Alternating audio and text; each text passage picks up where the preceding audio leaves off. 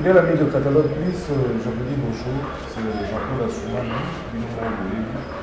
donc, comme accoutumé, vous savez que c'est Nana Boulouga qui a pour habitude de présenter son émission. Mais le mot a été justement Wélé au hasard en déplacement.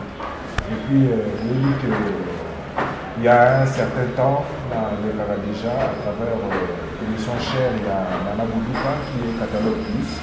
Donc aujourd'hui, je reçois pour vous un grand monsieur de la musique, un garçon qui a forgé sa vie à travers la musique, à travers la culture, un producteur, un opérateur culturel, un garçon qui a beaucoup fait, surtout pour ma commune, pour Bandalungwa. En tout cas, c'est un monsieur qui a beaucoup contribué justement pour que la culture du Congo et celui des Bandal aillent de l'avant.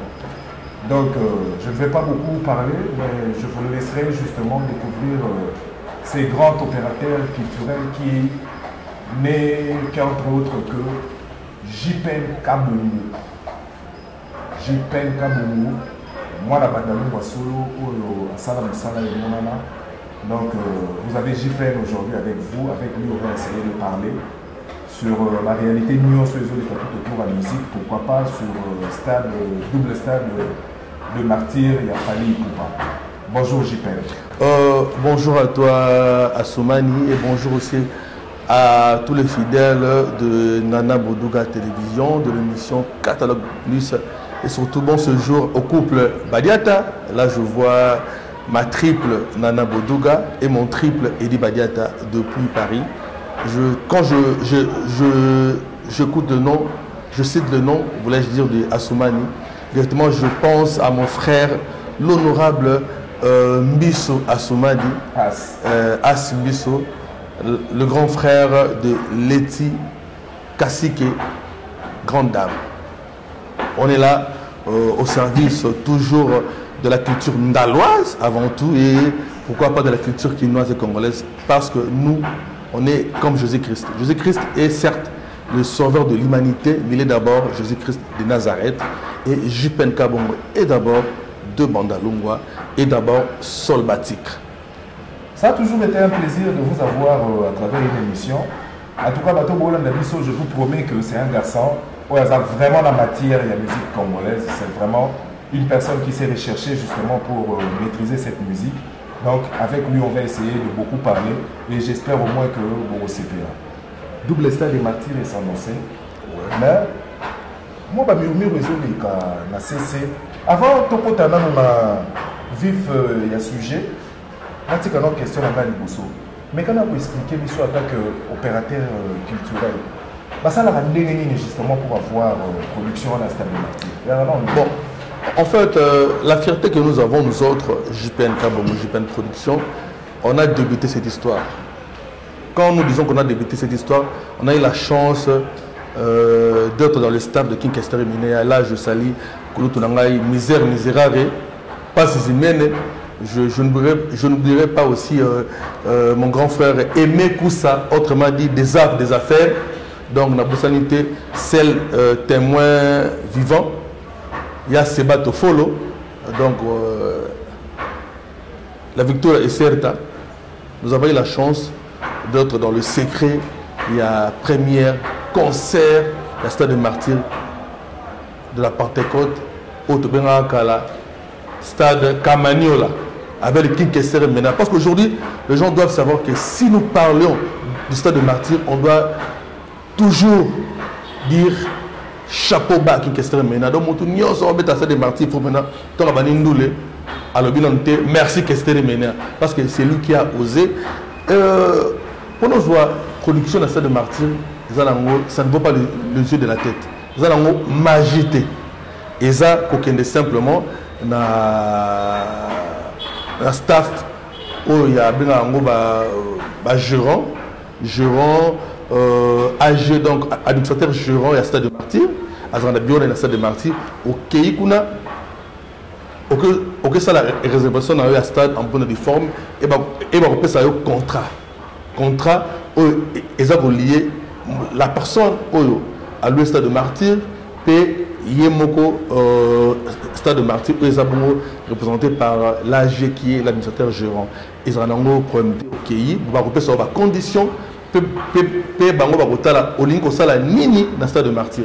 Je crois, avant que tu vas mener à tout le monde va pasteur, dada, tout le monde va activité belée culturelle, et association, sans oublier aussi la partie politique. Donc, en fait, ils ont encore que la personne au pays, que ça la demande en bonne du forme, auprès, il y a un responsable, il y a Stade de Martyr qui est entre autres l'administrateur gérant de Stade de Martyr, et bien, ça a un contrat en bonne du forme, et puis, sur ça, les réservations, Européen, ça gage. Européen, ça plutôt gage, ça signifie que non, IO, Ndeko, Assoumani, a réservé stade pour notre anniversaire il y a moi à Misato. C'est un peu ça. Bandeko, bonsoir la Davinomoko, Neneni, JPN Kabongo, qui expliquer comment on va réserver un stade de Martyr. Mais JPN Kabongo, aux opérateurs culturels, Bogo, Naebio, les lotés, et je sais que vous avez l'habitude, le plus souvent, vous allez au milieu du village. Mais aujourd'hui, je te retrouve, ça fait. En tout cas, 6 à 7 émissions dans la nuit sur Internet, aux autres vantés comme il a fallu. Il faut changer de cap pour bien gagner le biobimine et l'idéologie. Dans un maîtriser, qu'est-ce qui se passe? JPN Kabongo est journaliste professionnel, au sens du mot. D'ailleurs, je suis le coordonnateur de l'association Presse Objectif Congolaise. JPN Kabongo est coordonnateur initiateur. Pardon, je ne vous coupe pas, ouais. Mais je demanderai aux téléspectateurs de m'excuser. J'ai oublié cette casquette qu'avait JPN Kabongo. Donc c'est vraiment un journaliste professionnel comme il venait de le dire. Donc excusez-moi. En tout cas, c'est un point vraiment que j'avais oublié et je ne pouvais que m'en excuser. C'est pas grave parce que nous sommes déjà plongés dans la musique et dans la culture, c'est un peu ça. Donc JPN Kabongo est un opérateur culturel de l'RDC. On a commencé belle lurette, jour pour jour. Nous avons une vingtaine d'années, pourquoi pas dire une trentaine d'années dans ce métier. Sur tel mois na biso, tel mois mbulo to sena mosala au centre que non to zupena misisa. To zupena misisa. JPN Kabongo dire que je ne sais pas, celui lelo pour être au milieu du village, il faut au lobelaba prouester les artistes ont ça la valeur de la musique nabiso. Notre boulot, notre devoir, c'est faire la promotion de nos artistes. Aujourd'hui, l'artiste Fally Ipupa, c'est parmi les rares artistes autotical na bango na Congo au babosala la valeur de la musique nabiso en particulier, la culture nabiso en général. Et c'est pour nous un devoir solvatique d'appuyer, de soutenir ce grand artiste congolais qui est là pour défendre valablement le drapeau de la RDC. Il y a le quoi avec un boulot, Azo Koumissa, Léopard, Azo vanté par presse Léopard, non Léopard, on a gardé Morat danger, le cola Lionel Passinzao. On a dit qu'à boulot, non, à Romini, ils ont être patriotes, ils ont sens moral, il y a patriotique. Aujourd'hui, on peut tout dire. Fally Ipupa fait la fierté de notre musique et nous sommes censés appuyer l'artiste. Dans le temps, le vieux l'ont fait. L'ont fait avec Seigneur Taboulay, Luambo Makiadi, Pépé Kalé et consorts. Bijou qui a paix à son âme. Il a appuyé Wenge à 100%. Sans oublier Zachary Babasso et Serge Kaimbe.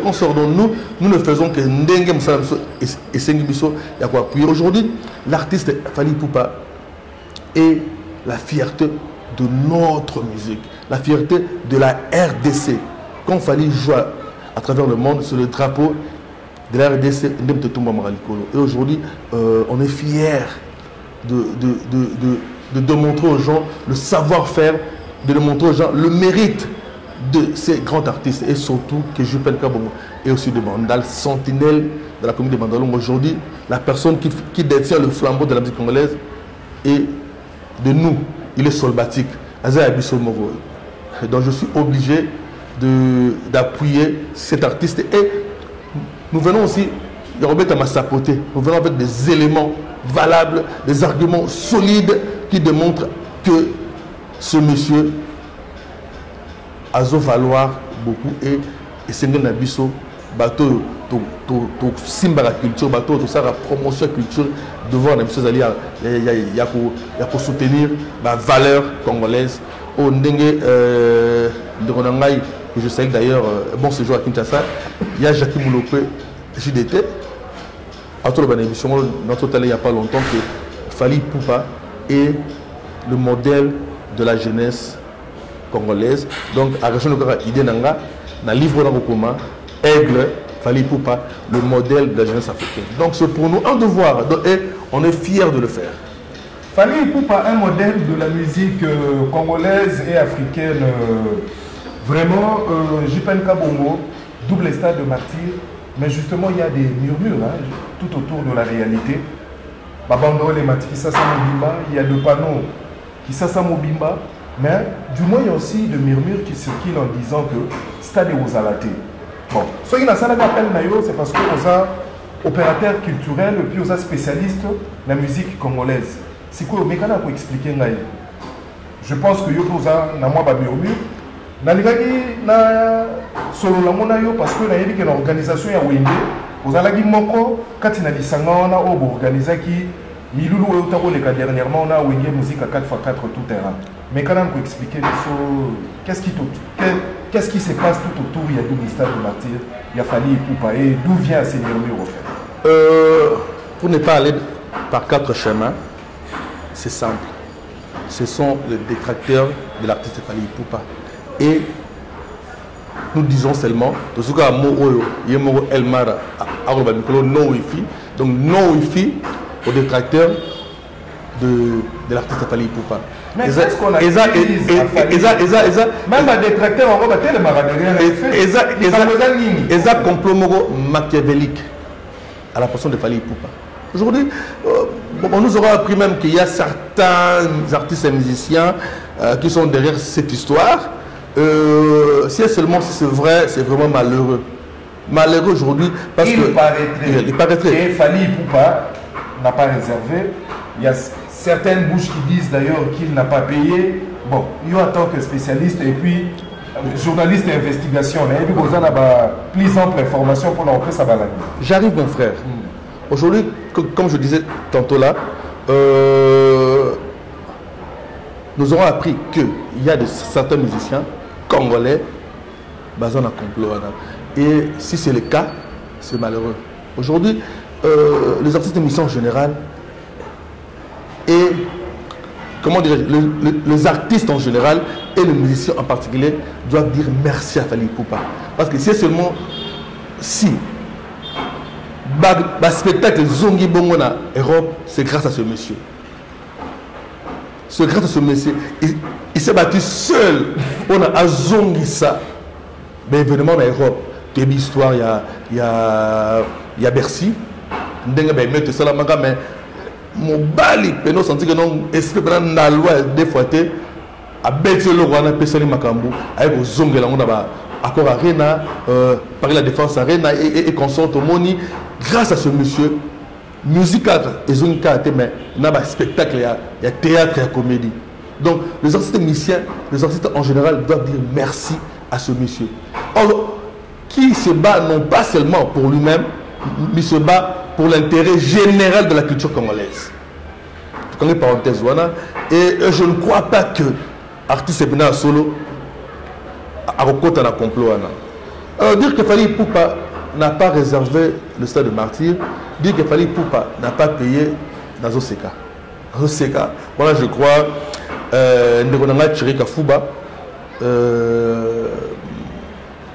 Bastaf Nyoso, Yapanama, Giga Kesse, le baron, le témoin des arénas, Yepena, Barena Nyoso, à côté Yango, sans oublier aussi Saint-Valois, Paris 16e, grand garçon, Baroseka. Aujourd'hui, Fally Ipupa est parmi les artistes très organisés en musique nabiso. Je le répète, les artistes très organisés de la musique congolaise. Il a un siège. Aujourd'hui, sur le tangi c'est mieux sur le Congo baza 5 te baza siège na bango ils ont que non na sombaki États-Unis hôtel pour un siège il y a Solba après 3 mois na Louesango monsieur Kams après 6 mois na Louesango Mbiso Soumani après na récupère non na salaire pour l'orchestre aujourd'hui nos appels mail on peut dire que bateau baza na siège na l'orchestre na Congo Trozo Liboso Fali Poupa Trozo Ape Ndoronangai monsieur Arthur Beye collège de Noble New collège de Noble on a siège na Kasavubu Trozo Ape na OK Jazz mon beau-frère et Mongo Luambo à qui je souhaite joyeux anniversaire mais le lot so tangeli biso ba groupe nyo sa mine wana moto mo za na siège siège il y a répétition siège moi studio ezali d'enregistrement ezali kaka na ba musique na c'est parmi artistes et musiciens au bazali très organisé Fally Ipupa ne fait pas de choses à la hâte je le dis en connaissance de cause. Prenons les cas d'espèce Martyr le stade de Martyr de Kinshasa ce qui nous a biso Douglas à Rosoa Douglas toi on a saboté biso toi on a pas preuve à l'appui donc là complexe Omnisport stade de Martyr adresse porte 16 complexe Omnisport Martyr donc adresse porte 16 ils allaient entrer à bureau donc allez-y comprendre c'est ça donc tu vas parler de Wenge on a eu la chance d'être sollicité dans la première réunion. Il y a ce grand événement. Nous sommes culturels, nous sommes pour tous les artistes et musiciens. Nous sommes tous les artistes et musiciens qui font la fierté de notre musique. Et nous sommes aussi là pour promouvoir l'artiste en Congo. Parce que les artistes en Congo, 25 artistes étaient à succès. Donc, tout ça, on a besoin que non, fallait que la gare ait monté, mais fallait pas comme ébeler la musique du Congo. C'est notre démarche. À l'époque, quand le Wenge 4x4 de tout terrain avait annoncé le stade de Martyr de Kinshasa pour le 30 juin, déjà à l'avance, notre frère Fally Ipupa avait annoncé son concert de stade de Martyr juste après Triomphe Naye, il a Accor Arena, ex-Bercy. Mais c'est fait que pour des raisons, il y a la Covid, machin,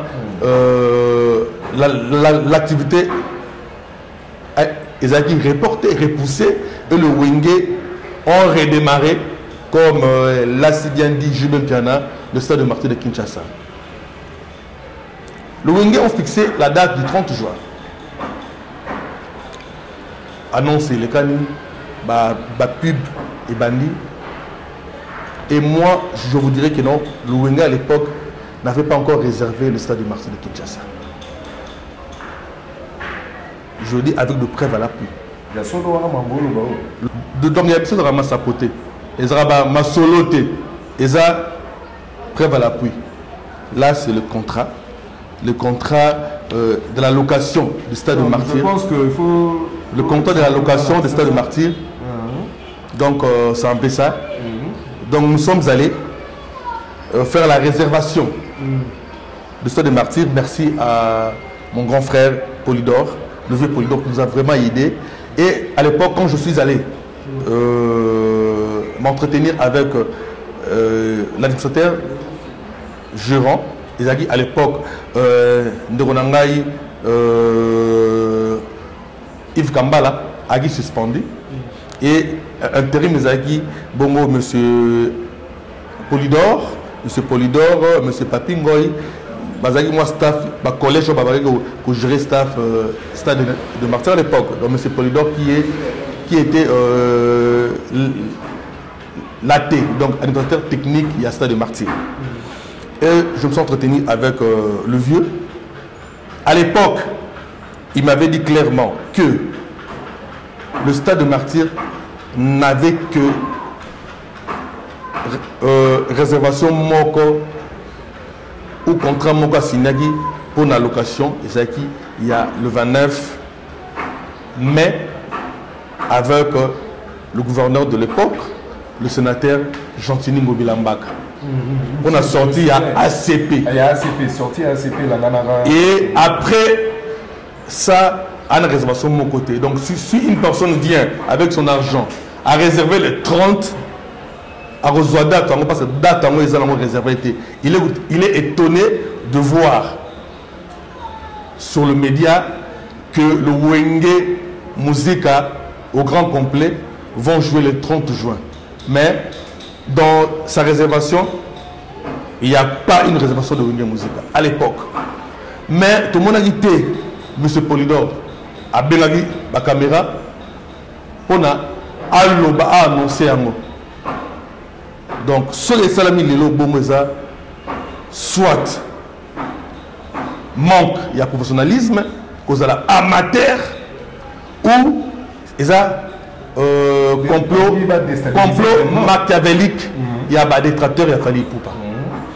Et, peut-être ça, le soi-disant âgé, nous aurons appris que ce monsieur, ce jeune, fit l'assistant de son excellence Modimbo, et aujourd'hui il est l'administrateur adjoint du stade de Martyr. Topé s'y est mis en garde. La kati au pays malobate de Bomangaï. Toi qui n'es pas été aux hommes de tu as dit que la musique n'a pas été en molaka. Le lingue, on a le roi, moi numéro 1 au Mémamote. À l'époque, tout le monde a dit que Mimi Bisso dans le stade de Martyr. Quartier la tête, Mimi Bisso dans le stade de Martyr. Donc, oh, Jiba Salaki, c'est Sengelaki à Sala. Oh, Wera Salaki et Sengelaki Kofi à Sala. Et Sengelaki Kester Mutabandaki et puis Bawana Nyosope Bala. Balalandi. Babé Chande consort. Fali et fait repérer la génération à Bango, Baye. Basalaki Nyosope Bako Salama. Bagi na mwa lembu moko boy pona Basalaki stade de Martyr. Bako mo appelle le gars au placé, Lilobate sans collègue par stade de Martyr. Fali l'a fait et Fer aussi l'a fait. Bon, le lot fallait avoir un double stade de Martyr. Donc ça veut dire déjà que dans la logique, il y a ça à l'Omoué. À son côté, un double stade de Martyr. Et vous pensez vraiment que bateau yo lobi wana ba ko tiamwa ba koka jambo wana ba utika peka événement moi qui était ka bongo mécanisme ande ni tout le restaurant. Ndeko ngandi na lobi na histoire à Wenge, le Wenge ton basé contrat ba qui en bonne forme ba bongisi makambo. Moi par rapport à Bastard de ce bétamillon, avant tout comme on a il y a 48 heures, Fali Poupa est parmi les rares artistes Oyo. Aya Kozo contact naï bien avant, P à Yokani, Bakor na Bango na Stade de Martyr, Basala Gango déjà bien avant. Et quand l'artiste a fait sa date, déjà, avant qu'on fasse sa date, elle aura déjà contact. Na le stade en question, signer déjà contrat bien avant. Je le dis en conscience de cause. Aujourd'hui, bateau basala on a yebi jipen. Bazo va contrat na en bonne forme. Eza bongo Fali Poupa. Eza bongo waze quoi comme là waze quoi. Afutana mongo. Aïda ba caméra qui nous a avancé $25 000 naïe pour notre concert. Sans oublier aussi l'artiste chrétien notamment Moïse Mié, parce que j'étais dans l'affaire, et aussi notre frère le pasteur Mike Kalambay, à qui je souhaite d'ailleurs bonne chance pour son concert du 27 de ce samedi.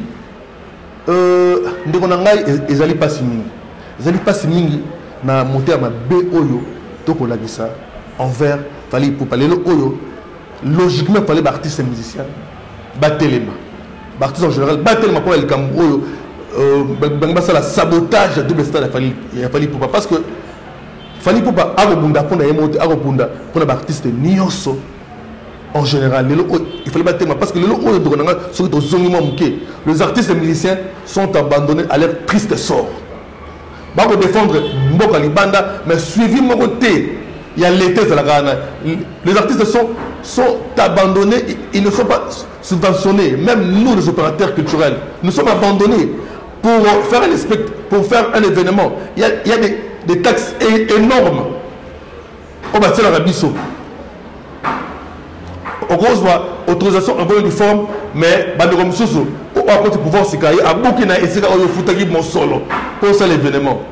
c'est trop. Aujourd'hui, Makambo, il faut interpeller l'artiste, opérateur culturel, parce que apparemment nous sommes abandonnés à notre triste sort. Le temps de Fali a annoncé double histoire de martyr Naïe. S'il y avait un petit souci, le jeune administrateur gérant pouvait simplement contacter le producteur délégué à Fali Poupa, qui est mon frère Etel Ngombe, 360 degrés. S'il y avait un petit souci, parce que il peut y avoir aussi de petits soucis par rapport à la réalité à Stade de Martyr, parce qu'il y a eu M. Kaboul qui est parti, il y a maintenant Excellence Moudimbu, que je salue d'ailleurs, qui est entré au ATP Staff sur la Natal, la gestion de Martyr. S'il y avait un petit souci, la moindre des choses, c'est de faire appel au producteur délégué qui est là, M. Eltel Ngombe, qui a son bureau ici à Kinshasa, ou bien carrément de faire appel au groupe Victime. Pourquoi passer aux médias et lancer de tels propos? C'est clair et net. C'est clair et net. Aujourd'hui, dès qu'il fallait passer une bonne montée, est-ce que l'essai de martyr, pour lui, l'essai de martyr, ils n'ont pas plus de 100 000 $? Vous croyez que Fali peut manquer 100 000 $? Aujourd'hui, tout le monde qui nous a soutenir Matanga Yana et Lambio. Père son âme, pire vieux.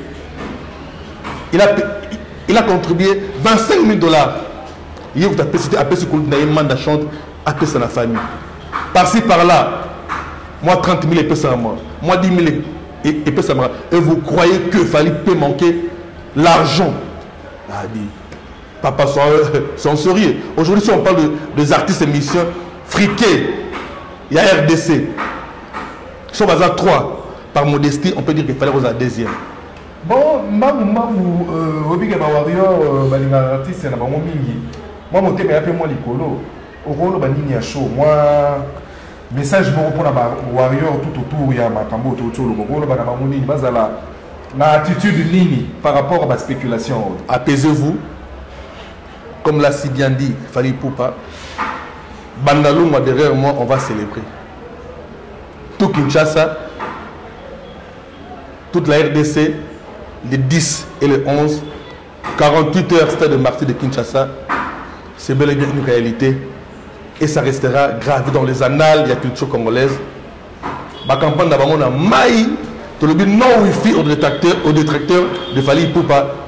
L'événement 48 heures Stade de Martyr aura bel et bien lié ici à Kinshasa, les 10 et les 11. Et nous allons célébrer le king de la musique africaine, de la musique congolaise. Donc il y a ressemble aux totalités. 48 heures avec Fali Poupa, nous allons célébrer. En tout cas, Narangena Lobalisou, Jipen Kabongo. Fali Poupa, Napoto, a suivi à Betty Bordeaux, à Betty Lyon. Après, on a retrouvé à Liège et puis on a retrouvé le Festival des Ardentes. À travers le Festival des Ardentes, tout le monde remise le disque d'or, le disque de platine. Après, on a la confirmation justement, il y a double stade de martyr. Mais félicitations, à ta mon côté, n'a pas Yabaene, ni à ta n'a pas Yabakonzi Amboka. Il y a tout autour, il y a réalité.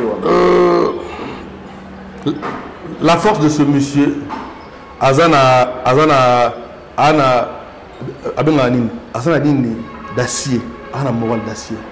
Aujourd'hui, c'est malheureux. C'est malheureux de voir qu'il y a une personne qui fait la fierté à Mboka Oyo, mais Namboka n'a pas boycotté. C'est malheureux. Aujourd'hui, le Camerounais, il fallait qu'on ait un Camerounais, voire même les Sénégalais, voire même les Ivoiriens. Donc, mais Fali Poupa est fier d'être Congolais, est fier d'être Quinois, est fier d'être Ndalois. La raison pour laquelle Aouloba, Lingala, la plus belle langue du monde. Allez-y comprendre. Est-ce que cette façon de faire, cette façon de faire qui nous a été imposée par la réalité, parce que ça, la réalité, Il y a en tout cas, il y a belle lurette qui est à la Congo. Il faut continuer quand la musique en Congo. Ils ont apporté ligne en fait. Il y a un tolobi. Bisso. Tolobi. Pour télémi. Pour toi abolir le système. Toi abolir en gros. Dans quel sens nous allons faire la promotion, faire valoir cet artiste ici chez lui au pays. Et nous allons le démontrer le 10 et le 11 que Fally est tellement aimé chez lui. Donc, nous avons plein ça, pour la série, Fally a son amboka, a vraiment aimé durant ces 2 jours-là. Double stade de martyr, qu'est-ce que cela va apporter dans la musique congolaise, à travers cette musique? Qu'est-ce que cela va apporter? Quelle est la vision de Fally par rapport à cette idée? Quelle a été cette vision en fait? Là, nous allons comprendre pourquoi double stade. Fakal et Kabaniga. En tout cas, je me pose beaucoup de questions derrière cette façon de voir. En fait, et avant on a chuté, on a fait sous la touna. Tout le monde disque d'or, tout le monde disque de platine. Qu'est-ce que cela va apporter dans la réalité à double stade de martyr ou alors on a 4 musique? En fait, quand je vois l'artiste Fally Ipupa, quand j'analyse l'artiste Fally Ipupa, il a commencé d'abord à relancer Droit Chemin. Droit Chemin. Et après, Aigle. C'est une vision Yamakasi. Donc, Baïke dans la vision, il y a Canard. Mais Fally Ipupa a la vision d'Aigle. Ils ont passé pour ça. Aigle na Canard. Parce que Canard a besoin de la vision à C. Mais Aigle a comme on a l'écolo. Et moi, les a passé. Fally Ipupa a Sanganana Canard. Aujourd'hui, par rapport aux prouesses au Fally Ipupa à Sali, le 2 jours de stade de martyr, ça sera pour nous une grande célébration. Où il Fally Ipupa a présenter biso mérite na union sa autre soit pour le cours de la culture et musique na biso. Aujourd'hui, le grand maître Lomba est fier que na disque oyo il y a disque d'or. Il y a Liboso soit Lomba des ânes. Donc quelque part Lomba a dit dans le système bazube disque d'or certifié. Donc ce jour-là et vous avez la présentation, il y a ma réunion sur P. Je dis toujours, Torobi, Fally Ipupa est incomparable. Fally Ipupa est égal à lui-même. Il a fait la plus grande salle européenne.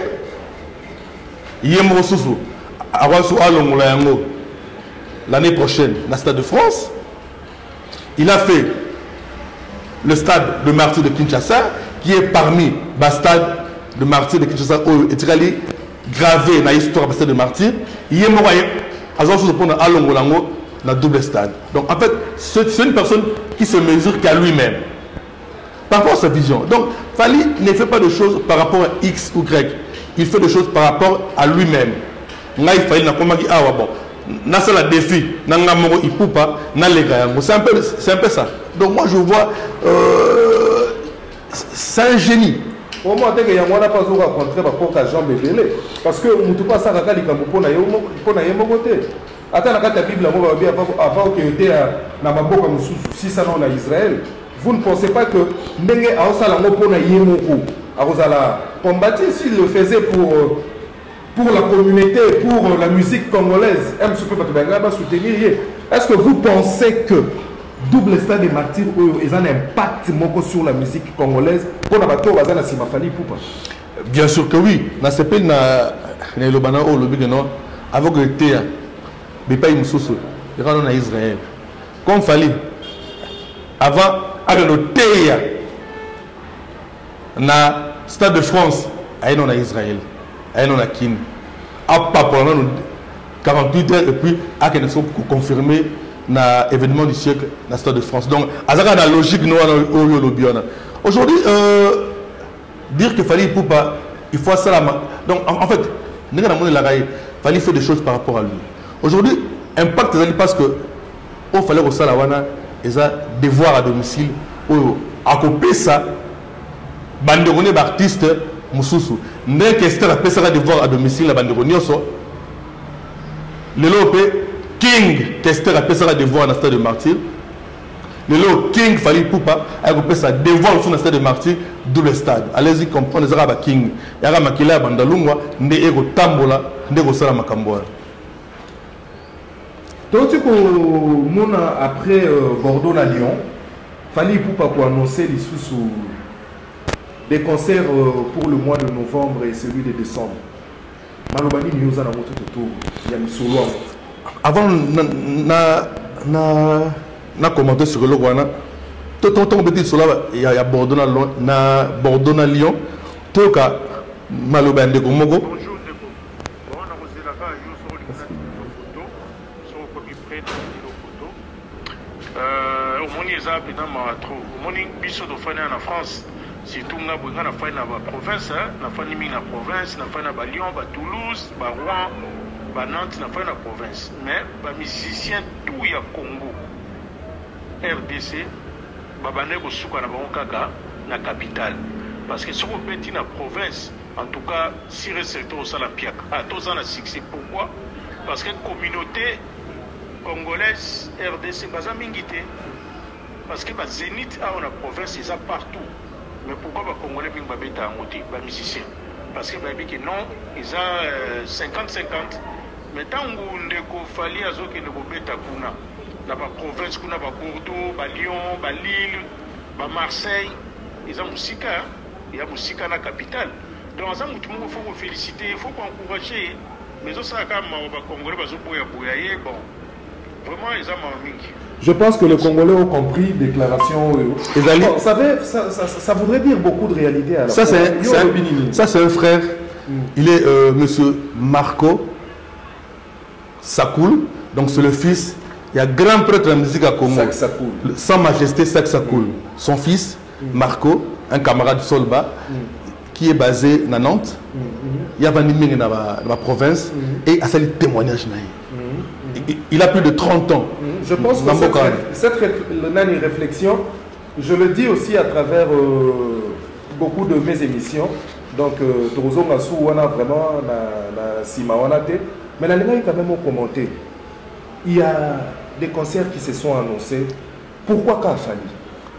Fally a un agenda. Fally a son programme. Fally est organisé. Le Stade de France, c'est pour l'année prochaine.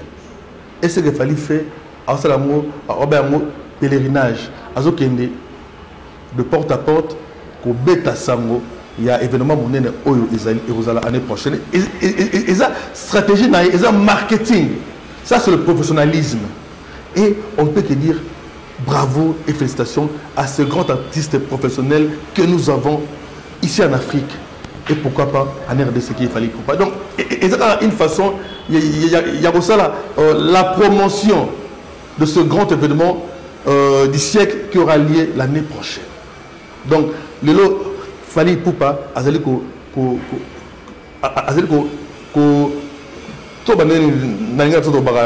donc,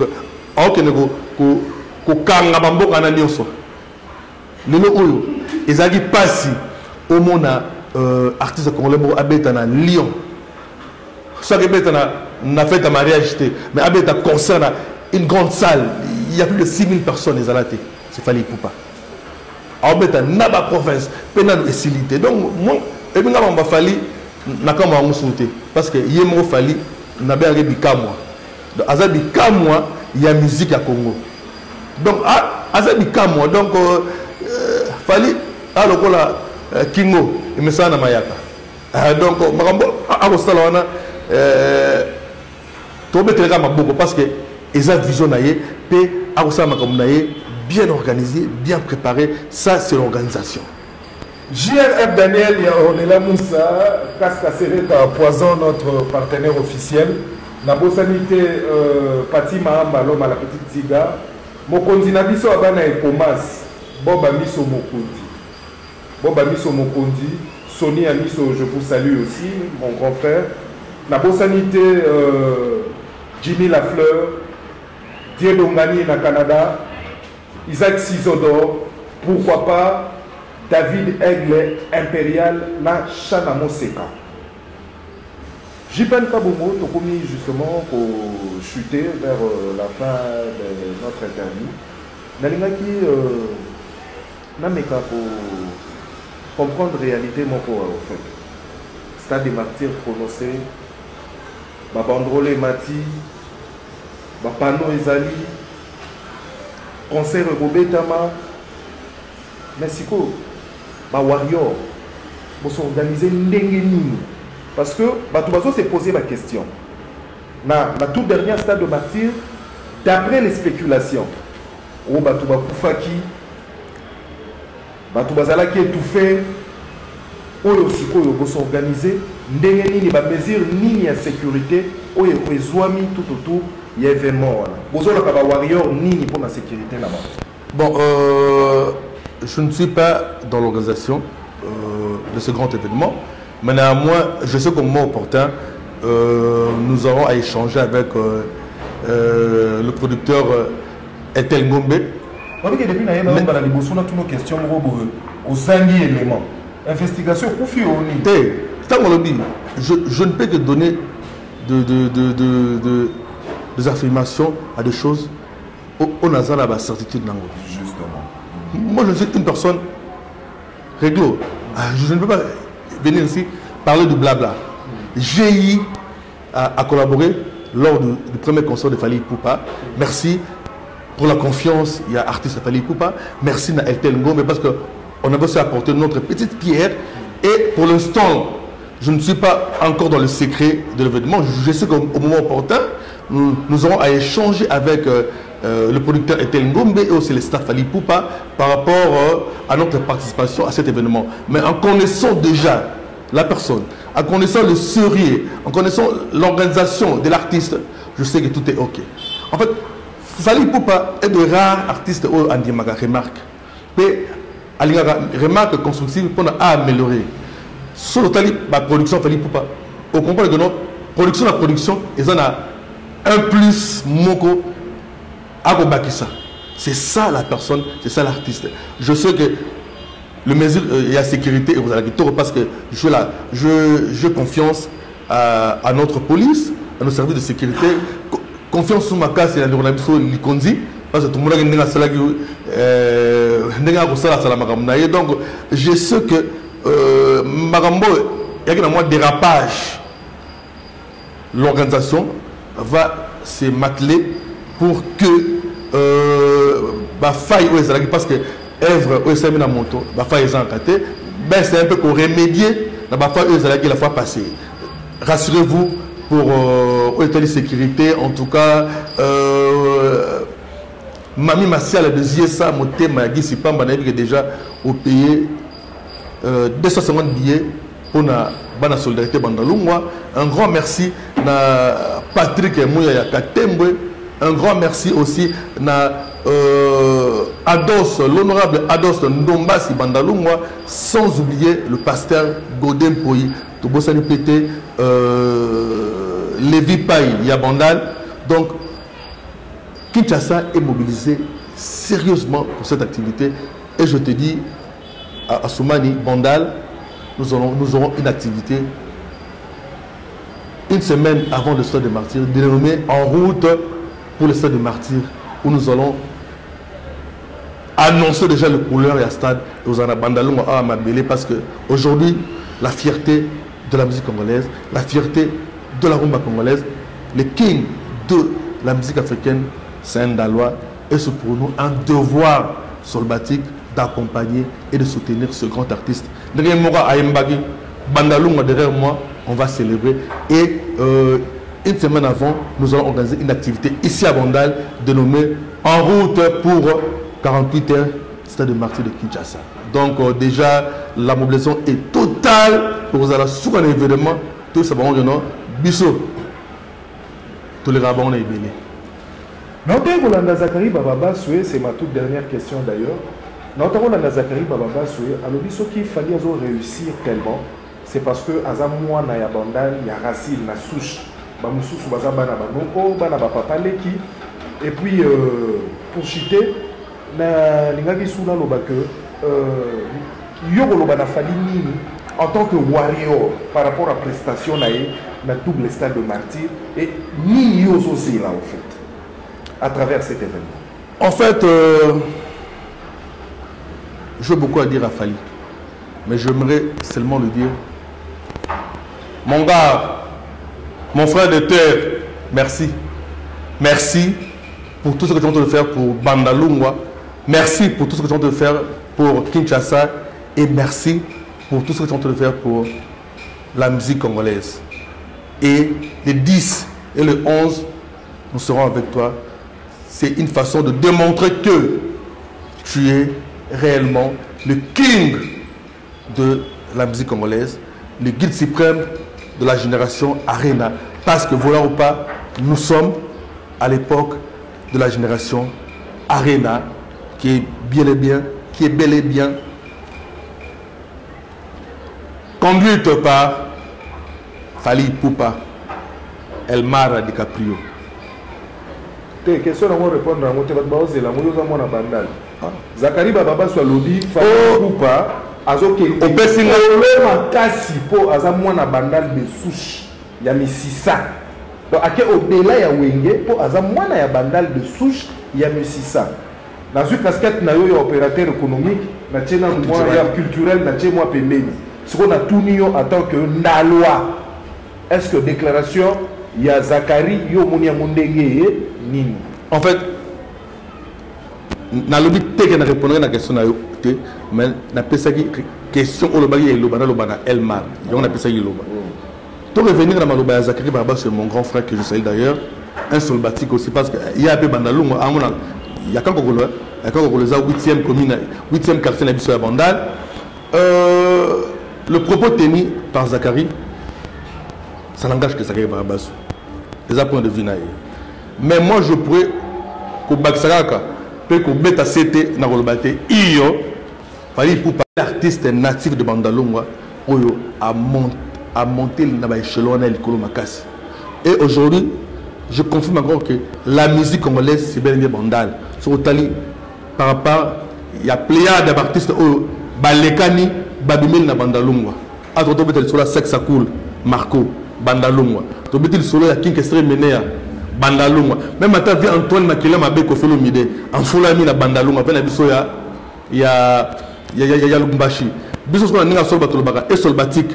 Toute personne qui est liée à Bandalungwa, liée à Bisso, la JPNK Bongo, Fally Ipupa, Blaise Boula, natif à Bandalungwa, lié par rapport à Koel na Bandalungwa, lié par rapport à Ebaï na Bandalungwa, lié par rapport à la vraie activité dans les Bandalungwa. Bon, grand garçon Saint-Vala Lobaga, Fally Ipupa est le seul natif de Bandalungwa, alors ça la fierté à Bandalungwa appelle Mimi. En fait, dans le Banini, on a musique et yaki na Bandal Ao.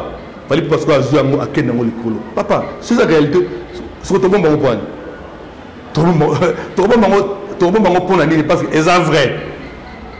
La biso à Tolobara, dans l'idéologie solbatique, ndima, tout ça là passe la vérité, mais tu boinde to pour moi on a mensonge, pas la biso mensonge de éviter. Vérité ndé, soit le suyo, mais néanmoins il y a vérité. Donc le oyo, Fally Ipupa c'est qu'il est montonioso, attend à kunda. Et bien non, nous avons un danger. Nous avons vraiment un aigle. Donc tout le monde se voit. Bima to ça là passe la vérité que to bo mayo na lukuta. OK, on a bisoté. On a bisoté. On est à propos ya JPN Kabongo, un monsieur vraiment sage. Un dernier mot pour tous les warriors qui t'ont regardé aujourd'hui. Aujourd'hui, coup de chapeau à tous les warriors parce que dans ma parler sur warrior bazali. Dans ma parler sur warrior bazali comme na kata warrior. Donc on a parlé de donc warrior Zali. On a parlé de warrior Zali. Donc on a conscience que on a parlé de warrior Zali. Nous disons une chose, que l'artiste Fally Ipupa a de très bonnes relations avec l'autorité Nyon Somboga. Fally Ipupa a de très bonnes relations avec des hommes politiques. Bien sûr que Yemoro il n'a pas s'affiché n'a pas personnalité politique, il a de très bonnes relations avec des hommes politiques. Je salue maman Yvine Moleka, il y a Ebi qui non. Nassau de Martin Liboso. Sold out, c'est la magie déjà. Sold out, c'est la magie déjà. Parce que le billet est si large. Donc, maire, parce qu'il faut noter que nous fallait dans la stratégie que l'entreprise, la personnalité, à l'avance. On aura bien à guichet, et l'impératrice a été Shanghai. Est-ce que vous avez lancé déjà billetterie? Je ne pense pas. Je ne pense pas. Pas encore. Et nous avons un double brassard. Double brassard, Pépito qui là. Donc, par exemple, donc il fallait pour pas excellence d'idée Moudimbo, mais ça n'a pas sport. À ça la keba na soi-disant âgé na ewana, elle me ternir image na epam. Fallait pour pas, c'est la fierté à Mboka.